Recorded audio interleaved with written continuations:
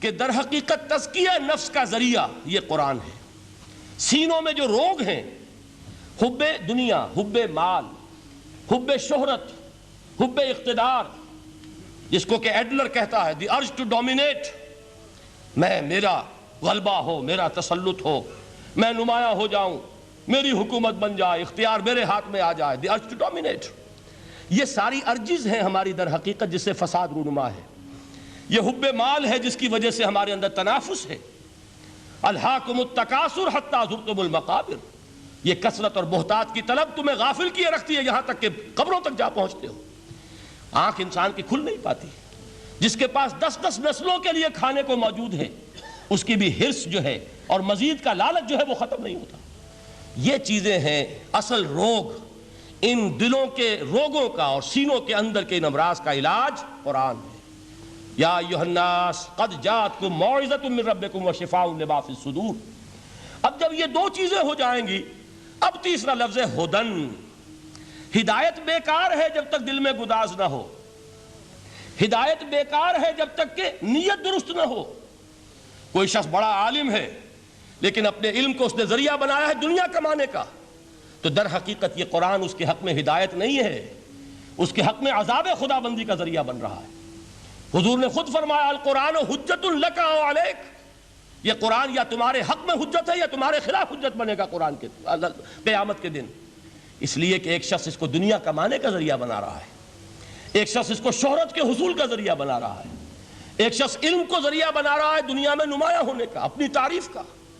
حضور نے فرمایا کہ قیامت کے دن سب سے پہلے 3 افراد کا معاملہ پیش ہوگا عدالت خداوندی میں۔ ایک وہ جو بڑا عالم سمجھا جاتا تھا، اس سے بڑا علم پھیلا۔ دوسرا وہ جو بہت صاحب ثروت تھا، اس نے بہت خیرات کے کاموں میں پیسہ لگایا۔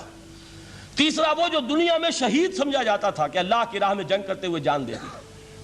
اللہ ان تینوں سے جو اس کو نعمتیں دی تھی ان کا ذکر کر کے پوچھے گا کہ میں نے تمہیں یہ دیا، تمہیں یہ دیا، تمہیں یہ دیا، تم کیا کر کے لائے؟ وہ شہید کہے گا کہ اللہ میں نے تیری راہ میں جنگ کی اور اپنی جان دے دی تاکہ تو راضی ہو جائے۔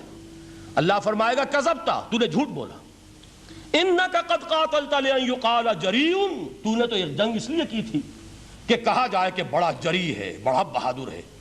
یہ لوگوں سے بہادری کے تمغے لینا تمہارا مقصود تھا۔ وقد قیل، وہ کہا جا چکا ہے، اب یہاں تمہارے لیے کچھ نہیں۔ اور فرشتوں کو حکم ہوگا اور وہ اوندے منہ اس کو گھسیٹتے ہوئے جہنم میں جھونک دیں گے۔ دنیا میں شہید سمجھا جا رہا ہے، آخرت میں جہنمی ہے۔ یہی حال اس عالم کا ہوگا، یہی حال اس دولت مند کا ہوگا۔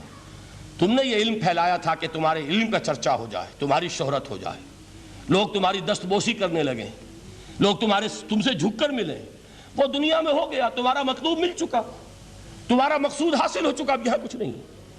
تو جان لیجئے کہ جب تک دلوں کے روگ درست نہ ہوں، علم بیکار ہے، ہدایت قطعاً غیر مفید ہے۔